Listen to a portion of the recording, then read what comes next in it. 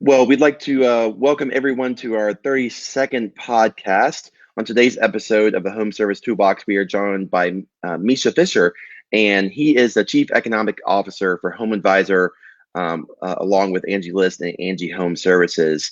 And Home Advisor is one of the trusted companies that connects consumers directly to home service providers, which has been an extremely important during this unprecedented time that we find ourselves in. And today we're going to take a closer look at the economic impact that COVID-19 has had on small businesses and specifically those in our home service industry. So stay tuned for the 32nd episode of the Home Service Toolbox.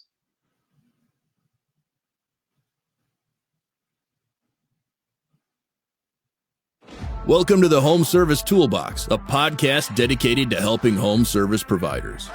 Every Wednesday, your hosts, Brian and Olivia, will interview leading experts in both the home service field as well as companies who support the small business owner. Our guests will help you nail down what will and what won't work to grow your business. Whether you're on a job site or taking a break, there's no better time to sharpen your small business skills.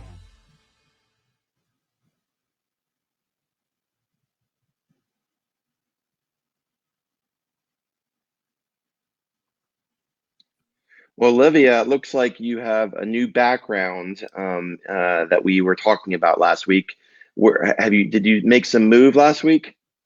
Yes, I moved right across the street from our office, which is very exciting. So once everything officially reopens, I can walk to work. But there's still quite a lot to do. A lot of boxes still have to be unpacked. This is the one presentable room in the house. So I was like, all right, this will be my setup for recording for the time being. Well, we talked about, I think last time, that making a zip line, so you don't even have to walk. You just like zip line from your place over to the office. Yeah, but I'm on the first floor, so I don't necessarily have the window access to where I don't know. I'm gonna have to talk to the leasing people about installing something on the roof for me. We'll make it happen. I'm confident. Well, Olivia, we are joined today by a guest, Mischa from Home Advisor. Mischa, how are you today? Great. How are you doing?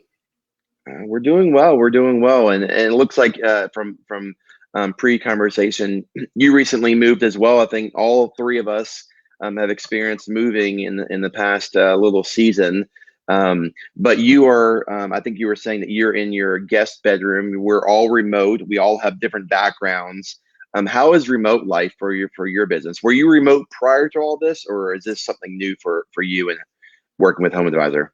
This is something new for us, and our company, I think we've all been extremely proud of our tech teams for enabling it so quickly and so smoothly for everybody to just go remote. And it's worked better than I think most people expected.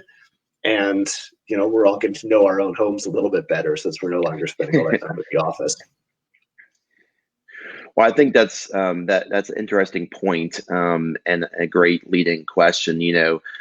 Being that everyone is at home right now, and they're noticing the things about their homes that they didn't even notice before. Because the reality is, if we were working outside of the house, we were probably spending more time outside of the house than we were inside the house. And now we're in our home, kind of seeing the things that maybe are need to be repaired, need to be broken, or not need to be broken, but need to be repaired because they're broken or service. So how is that impacting kind of the reality of the home service industry and kind of demand for our audience right now?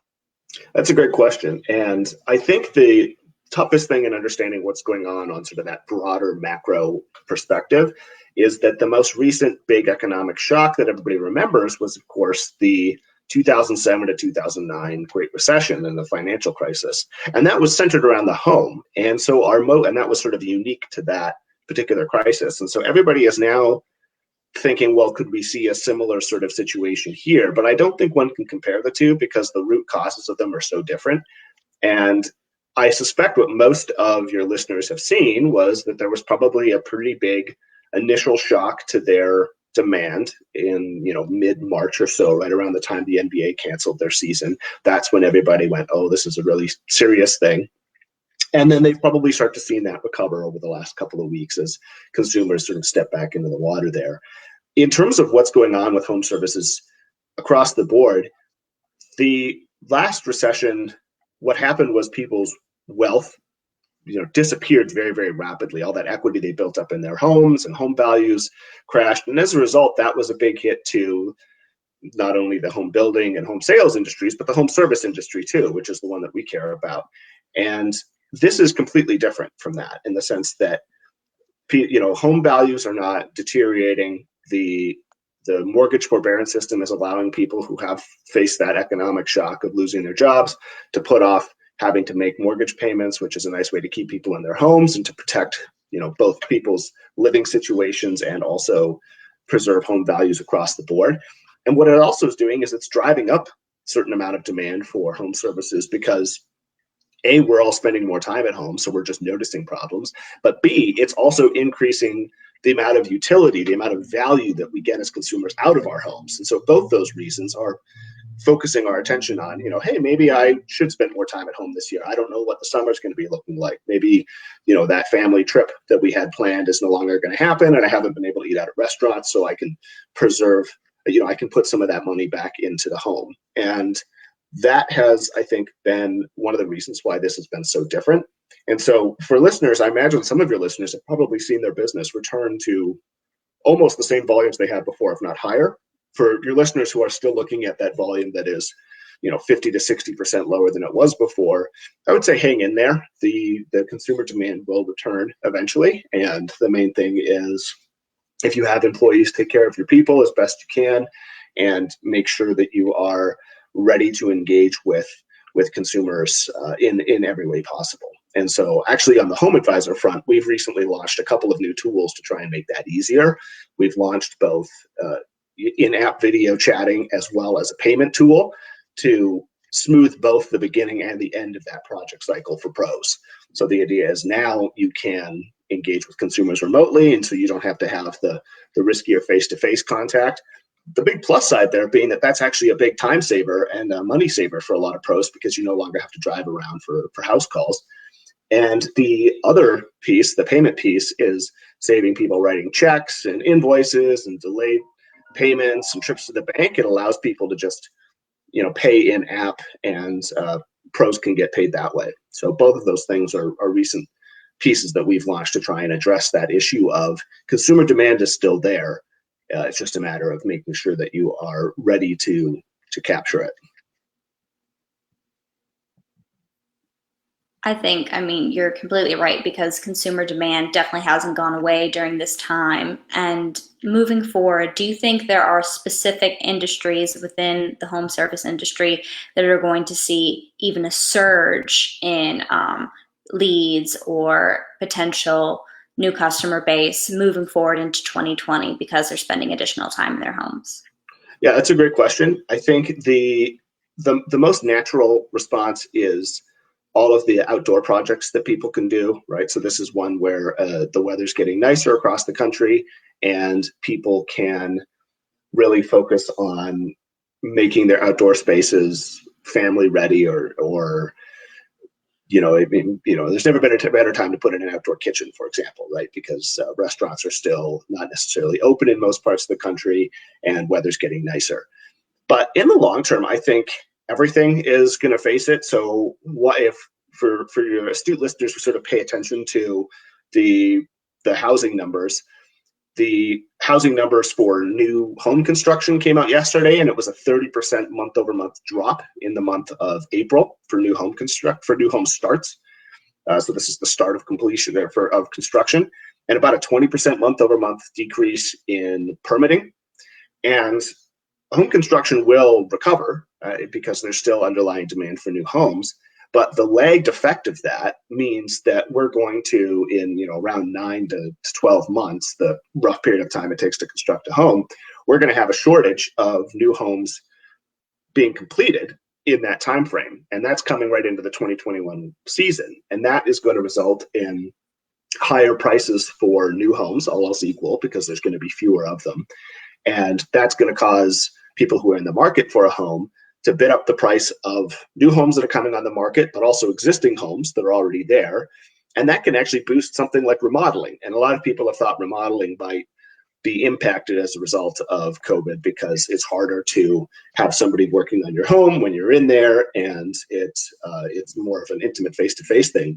But in the end, people have underlying demands for space that fits their family situation and their work from home needs and all those sorts of things. And so I think even something like remodeling, even if it's a little bit slower on the uptick right now, could be really well positioned for 2021, because that shortage of homes means that if you weren't even thinking about moving, prices being bid up is going to remind people who are in homes that they've got more home equity than they otherwise had.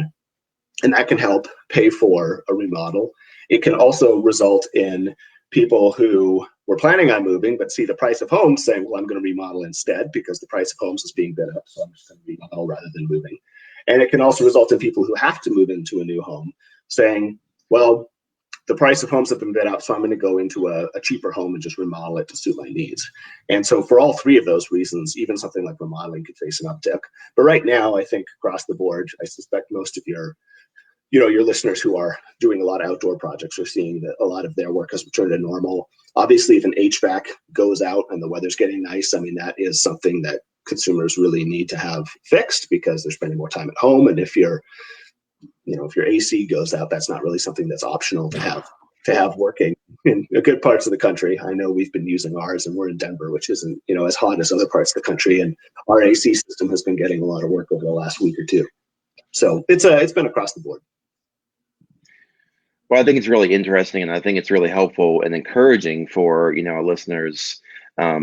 Even outside of remodeling, I mean, you think of things that you do when you have equity in your home, and it's one of the reasons why one of the reasons why our family moved is because we had so much equity in our home, we didn't want to lose it, and so we wanted to actually put it into something that we wanted.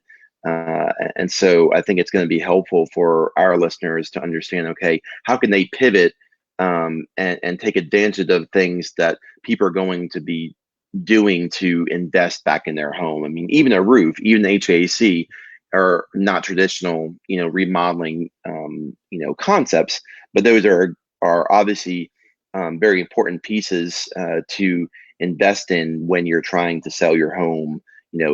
It's the first thing that people were asking. How old is your roof? How old is your HVAC unit? People that are buying homes don't want to invest in that. They want the previous buyers to invest in it. But certainly if you want your house to be sold, that's something that is definitely something to consider as well. So I think that's just we've had lots of people on the podcast over the past couple of weeks, and talking about the impact. And I think what you're really bringing to this conversation is just the hope, the hopefulness of where this challenge that's obviously impacting the globe is going to actually have some positive impact 6 to 12 months down the road for this particular industry. So prior to getting into Angie's List and Home Advisor, you've done a lot of different things. You were working with the governor as a chief economic officer, I believe, and so I'm curious. Lots of people have been trying to follow all this PVP and the EIDL and all of these things, but as someone that's really tuned into finances and making sure that we're having a good economic impact with our own businesses. What are your thoughts on businesses and how they should be taking advantage of some of the resources that are out there that are being provided to them? That's a really good question. So, I think the main focus that policymakers had was trying to limit the employment losses. The idea being that when recovery happens, we want to have those really seamless, frictionless capacity for people to return to work. And this is a great reminder that the economic system, we're all connected. If a business can't bring its employees back, then those employees are no longer around to be consumers for that business or other businesses. And so that was the main purpose. So I think that for pros, it's important to be informed and to be educated and to pay attention to what the main programs are in terms of doing that. And the Paycheck Paycheck Protection Act was one of the big ones, and this, and that program is, simplifying a little bit. The main structure was you get a loan from the government to keep most of your employees on payroll, and then if you keep them on payroll after a certain date, then the loan is forgiven. So it basically works out to a grant. And there have been some recent focus that should have been an even bigger priority in the initial response to COVID that was passed by Congress, in terms of trying to really mitigate the negative harms of this. I think the main thing is make sure you are. It's very common for a pro to say, I'm working with my hands. I'm doing really good, honest work that's meaningful. I can see my product at the end of the day. But it's also important to think about, okay, well, what is going on with my medium and long-term finances? What sort of make sure that you're charging enough that you can put something aside, right? So don't just cover your costs on a job and earn a small profit. Really think about the long-term health of your company. And if you have employees, the responsibility to them for both upskilling and training, but also, as sort of a shepherd, as it were, to make sure that you are being, the most responsible and beneficial you can be to your community. And that means having a relationship with, some sort of banking entity or multiple banking entities. They've obviously been following this a little bit more closely. And take advantage of things. These programs are out there. There can sometimes be a natural reticence to say, well, that's out there, but it doesn't apply to me. But it probably does. So make sure you're out there and trying to participate. The entire system was caught off guard by the scale and magnitude of this shock. And so I know a lot of people went through a lot of frustration trying to, if they were aware of the programs, and to try and participate in terms of actually getting access to funds. But make sure that you're then communicating with your elected officials. That's what they're there for. So do it constructively and politely, but do engage with your elected officials and let them know that a system isn't working if it's not working. One of the things that we've asked Congress to do is make sure that they are thinking about platform providers as a potential avenue to distribute things, because a lot of the private sector is pretty nimble and is used to distributing funds. And so, that's something else that, hopefully is considered in the future. So there's a range of different responses, but I'd say the main takeaway for pros is make sure you're not just thinking about doing the work. That's, a normal positive attribute of saying, well, I'm going to be the best provider of whatever service you're providing is, but also make sure you're thinking about your banking relationships and your relationships with your elected officials, and participate in both of those things proactively.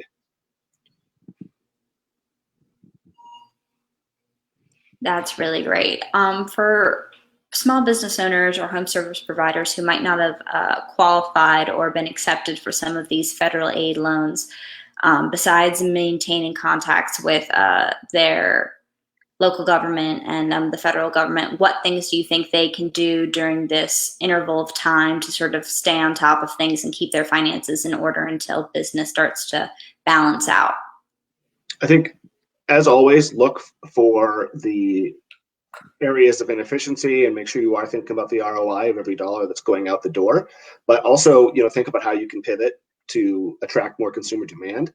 So I know for pros that use Home Advisor as a platform, for example, expand your geographic coverage area, right? Traffic is lower, it's easier to get places. You also have these video tools, so it's easier to look at a client's project without having to go all the way out there, which means maybe you can cover a larger area than you were before, and that can make up for diminished demand in your area and make sure you're keeping revenue up.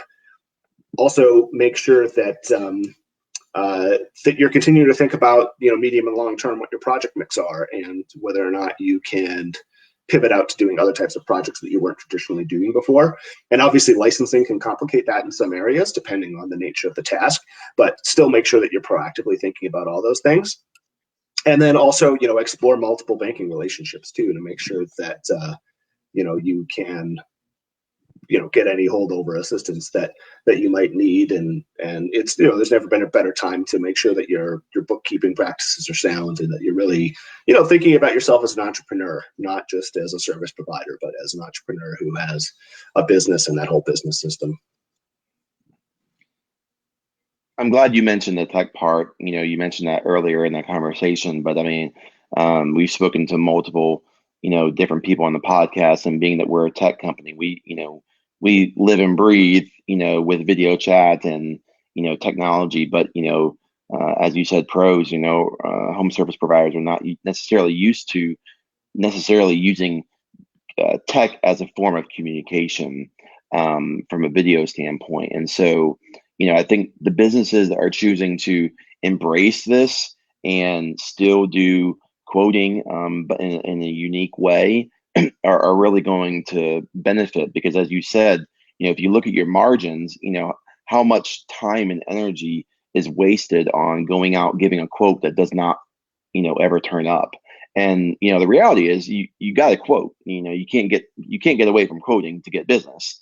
This situation has provided this industry an opportunity to even have more margin in their quoting process if they embrace it.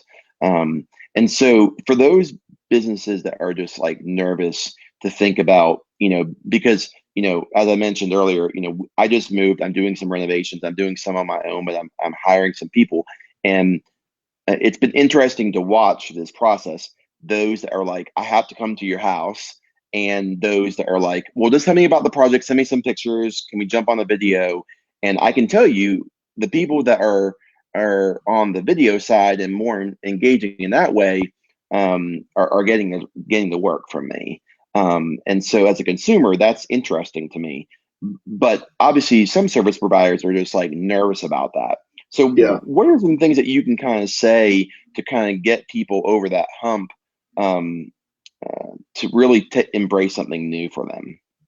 Yeah. I mean, pros, I think, deserve, first off, like, I think we've seen about 85% have made at least one major change to how they communicate with customers, in terms of the polling and sampling that we've done. And people should be proud of that. And I think the industry has been doing its best to adapt. In terms of video chat in particular, we'll say we've seen around 40% of pros have used video chatting technology in place of in-person meetings. And that's fantastic. I think those pros are probably really seeing the ROI and switching to that and building it into their workflow. If you're in that 60% who haven't yet, I think you need to really, you're competing with the 40% who have. So you should make sure that you are using that to not only compete, as you said, in terms of, you might just be more likely to go with a pro who you view as taking that extra time and effort to adapt. But B, it's going to, potentially save you a lot of time and money in terms of going around and doing quotes and spending all that time. As cheap as gas is, your time is still money, and you don't want to spend that much time in the car going around. So make sure that you are being really intentional about it. I know that adding any new thing to an established workflow, especially a complex one, can be a very daunting task, but it's worth it. And so just carve out some time, make it a formal thing on your schedule. Say, I'm going to carve out this, 3 hours to figure out how to do this. If you have employees, get everybody on the same page, crack a beer, and just, figure out what the best way to do it is in terms of incorporate it into your normal project workflow. And, and then the same thing goes, obviously, on our end, we've also added a payments tool, which helps with that back end piece. So it's also solving all those problems on the back end. And both of those things, regardless of how you're managing your projects, or if you're on a platform or not on a platform, those are things that I think you'll find are necessary right now, but even in the absence of a global pandemic, are great things to add to your normal business workflow. I think for those that were on the fence when you said beer, crack a beer, and get everyone together and figure this out, I think probably you got the other 60% that haven't made that shift yet. So they may not have thought about that. It's a great thing, and I find that it really is. It's such a simple step, but certainly for anything that I ever try and do, just carve out the time, put it on your schedule, say this is my dedicated time to do this. These are my deliverables. Treat it like any other project. You're going to figure out all the different ways to incorporate that into your workflow, and make sure you're doing it in an efficient way. This is a great time to make your business run more efficiently. And then when consumer demand is even stronger in the future, you'll be a well-oiled machine ready to really capitalize on those opportunities. I couldn't agree with you more. Clearly, based on hearing you talk, you're super passionate about the home service industry, but based on your background, you obviously consulted and worked for the governor of Illinois. So could you kind of speak to why you decided to pivot careers and what compelled you to enter the home service field? It's a great question. So now, for all your listeners, I'm gonna pick on the government, which is usually pretty popular. The I spent a bunch of time working for Congress. It was not intentional. I had planned to go there for a couple months, and it turned into the better part of a decade. And there are a lot of people there that are doing good work and really mean well and want to improve things. But in the end, you're not directly, I think, providing immediate value to people's lives, right? You're not delivering a good or a service that people can enjoy in their homes. And then, the same story. It was really meaningful and impactful work in Illinois, working on trying to, improve the economic machine there in terms of making it work better for everybody. And both of those things are really important. But in the end, homes are, they're really intimate places, and it's where we spend all of our time and raise families, and now work and cook and eat.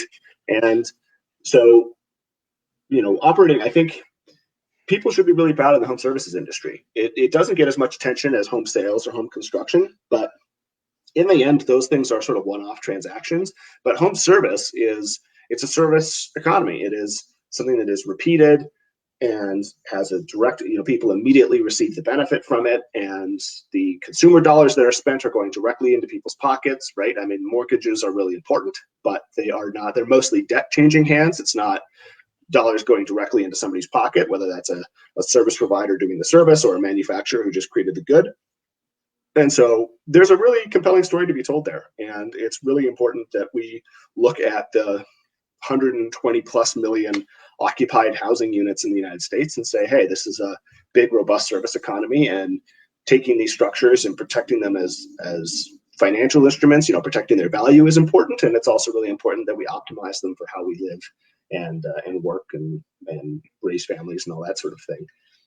For me, I grew up on a farm, so I really enjoy, trying to be as handy as possible. And so it's also kind of fun to be back closer to, sort of skilled trades things. On the weekends, I like to do a lot of woodworking and furniture building. I'm making a walnut slab dining table at the moment, and being closer to the hands-on trades is I think it's really rewarding work. We go out and we ask pros who are on our network what brings them the most meaning in their work, like why do they enjoy what they do.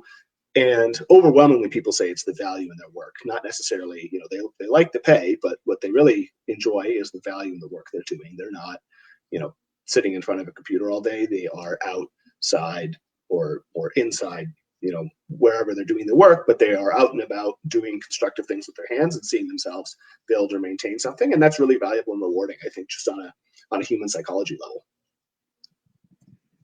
Well, it's one of the reasons why we, as an agency, chose to focus on home service, because, family is so important to us. And, as a marketing company, we were like, well, how do we get even more involved with the family? And we thought, we kind of looked at all the companies we'd worked through, for the past 20 years, and, 70% of them were in the home service industry. And so we're like, well, that makes perfect sense. We can help a family member, we can help a husband, wife, and kids, enjoy their home even better through the connection of the work that we do, helping getting them connected with the right home service provider. But you mentioned earlier, I think it was in our pre show, that the average home in America is about 35 years old, and it's getting older and older. and so I think speaking to that, really is an interesting fact as it relates to the need for home service providers. So why don't you speak to how that plays into kind of the demand that we're not only seeing now, but we're going to continue to see as we go into the middle part of the 20s. Yeah, that's a really good question. I think it's actually the most important question in terms of how you think about the market, and that is the demographics and the actual physical attributes of the structures that we're living in.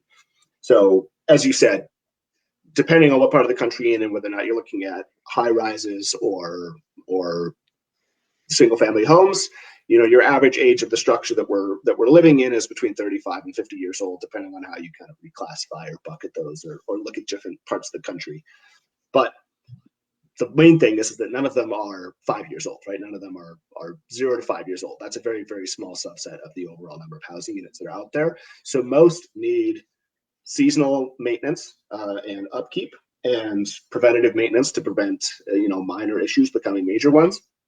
But they also require a lot of updates to just sort of maintain what people value in terms of style and layout and those sorts of things. And so that's where the demographic piece comes into play. And so we've seen, for example, millennials who grew up with Instagram and cooking as sort of a theater with YouTube shows and lots of cooking competitions, also those sorts of things. You see greater importance on the kitchen and having a really nice kitchen, because that's sort of built into that lifestyle piece. If you go to the opposite end of the demographic spectrum, if you're looking at boomers and the silent generation, lots of people want to age in place in their homes, right? I mean, COVID has obviously been devastating for people who are in nursing homes, but independent of that, lots of people didn't want to go into nursing home. They prefer to stay in their own home. And so if there are updates that are made to their home, that makes it a lot easier to stay where you are in your community. And that's really important, I think, for mental health as we age. And so there are lots of trends driving both of those needs, particularly on the remodeling side, but also on the other sorts of service side, right? Obviously, if you are really, if you're a busy working professional and you've got kids, then it can be really, even if you're not talking about remodeling, even if you're just talking about something as straightforward as home cleaning or groundskeeping type maintenance, those are both very relevant pieces of what you want in terms of your service needs. And the same thing is true on the other end of the age spectrum. If you are somebody who's aging in place, maybe getting up on your roof is no longer as easy as it used to be, and you want to pay somebody else to do that. So both of those things are driving demand.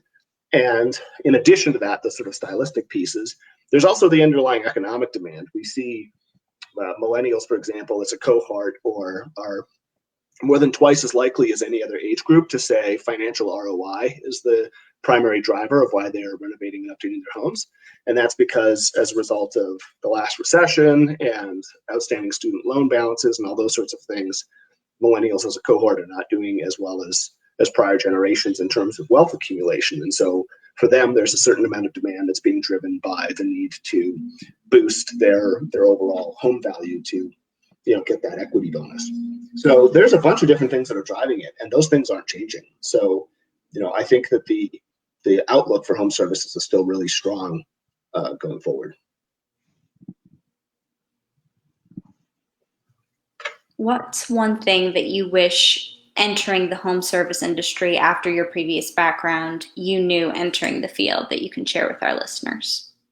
That's a really great question. I think the main thing I wish I knew is what we're now trying to get other people to know, and that is that home services is a distinct industry. A lot of people just sort of lump it in with the housing market, but they're different. I mean, they're related and they're both important, but they're different. And so one of the things we've been trying to do is tell the story of home services as a distinct industry.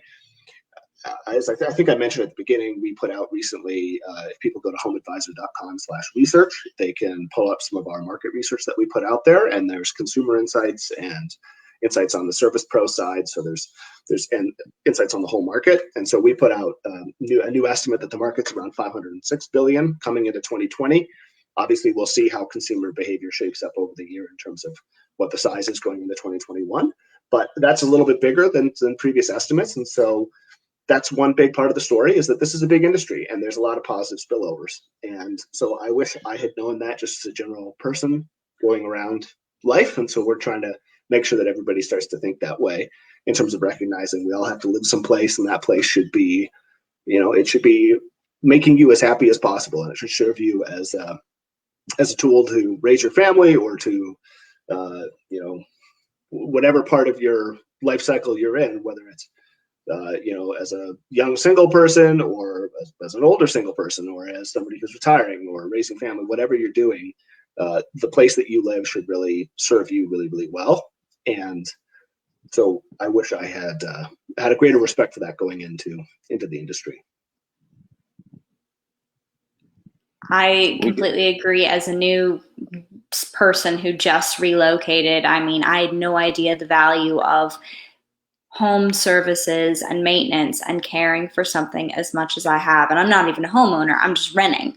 But even then, the little things that you have to put forward to invest in your space and make it your own and find the value in it. I mean, I feel like as an early Gen Zer, end of a millennial era. I don't know. I fall in that cusp, I guess. Yeah. I never really realized the true value up until working for New and really being more hands-on in the home service industry. So finding a way to communicate that to younger generations, I think, is going to be the next big hurdle, I think, for people who are my age, understanding at an earlier age, like the impact and the significance in putting value in your home when you don't think about it until it's too late. Yeah. Yeah, exactly. And we will actually, our consumer material this year is going to be carving out Gen Zers too for the first time. So Awesome. Gen Zers will get some love. Okay, cool. Much appreciated from Gen Zer. Yeah.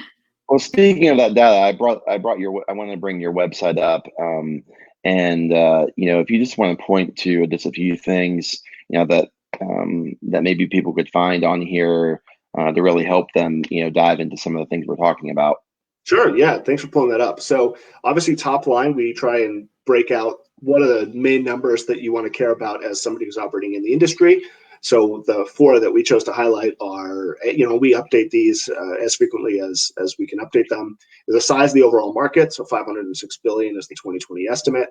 What people spend on maintenance spending on average, what they spend on home improvement on average, and then the number of housing units that are out there in the U.S. So that's kind of our big top line numbers that we'd like people to be aware of. The most recent post is actually quite interesting. That's something that we were looking at.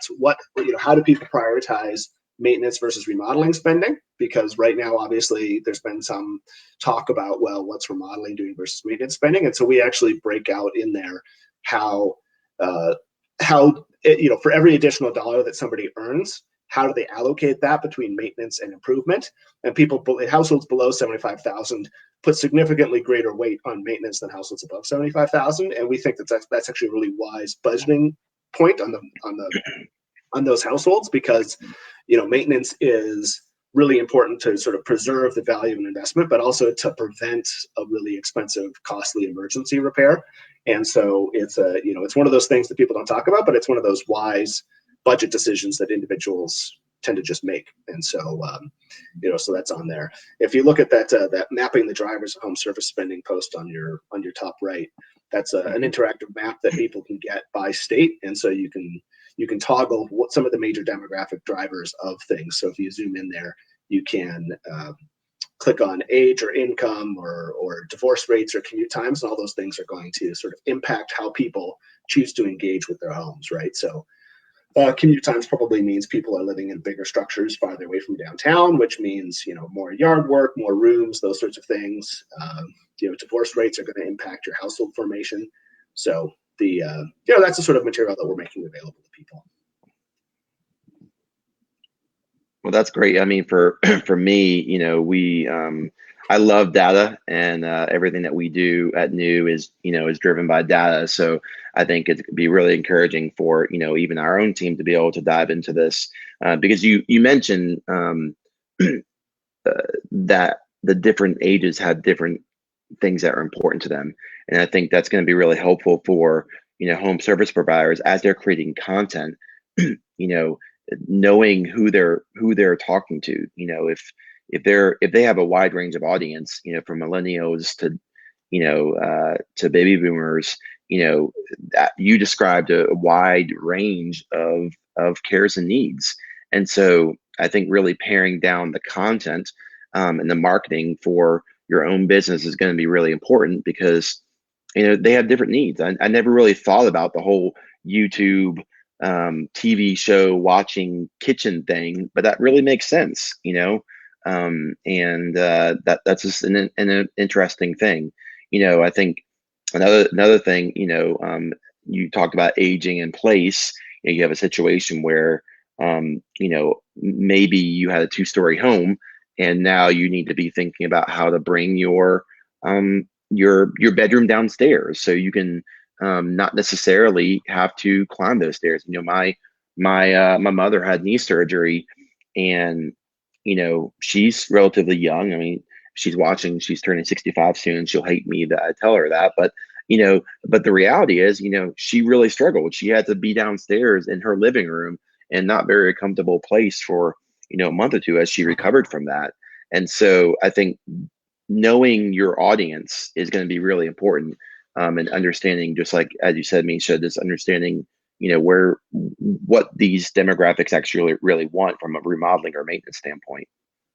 Yeah. I mean, it's very know your customer, right? That's one of the oldest axioms in business is know your customer. And people need different things at different stages of their life cycle. We're obviously putting out research that people can go and look at to sort of get the big picture empirics of it. But somebody doesn't necessarily need those things to think about the people that they know in their lives and what they're likely to need and how they want to adapt and change. And there probably will be some shifts in how people choose to engage with their living spaces as a result of the current global situation. I think that we could see a greater demand for larger structures marginally further out than they were before, and that's, I think, good for people who are making those choices, and it's also good for home service pros because there's more demand there, and really empathizing with where your customer's coming from and engaging early and really thinking about how you market yourself is very important. Right. My final question is, what's the very best part of your job? What do you love about being a part of the home advisor community? Probably, I'm gonna do a cop out and give you two answers. And the first is it's a great company. I really, we've got a great team. Love everybody that we work with. Everybody is really passionate about building the best products for pros and consumers as possible, and so that's very rewarding.